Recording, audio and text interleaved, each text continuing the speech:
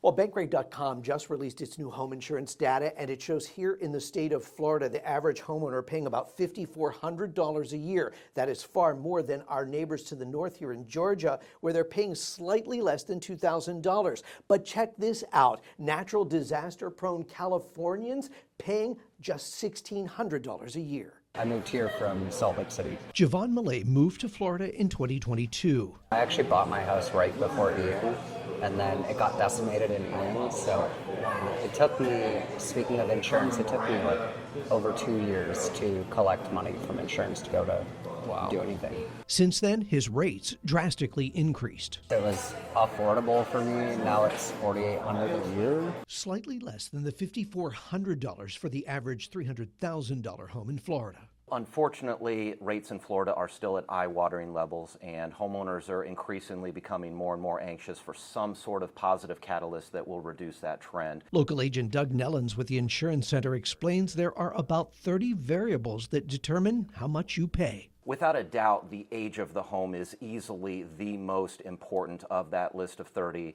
if not the second most important. Location, of course, being at the top of the list as well. The closer to water, the higher the rates. Cape Coral boasting 400 miles of waterways. Insurance companies have been sounding the alarm for years that a lot of homes out there are actually underinsured, and so they would require an even bigger coverage enhancement in order to make sure that they're properly protected. Meaning it's likely those rates will continue to rise. The cost for reconstruction and repairs still continues to creep upwards, and so insurance companies need to increase the coverage limits associated with the policies in order to keep pace with that rising cost of construction. Despite the construction costs, disaster-prone Californians pay just $1,400 a year. At a glance, I am shocked to see it that low. The state limits rate increases. Many companies now refusing to write policies in risky areas, leaving many to go with the state-run insurance company, similar to Florida Citizens, which recently announced lower rates this year. We are starting to see some moderate rate decreases. However, they continue their campaign to cast policyholders out into the private market, leaving Jovan and others to pay more. I can barely afford what I have now. In Fort Myers, Dave Elias, Gulf Coast News.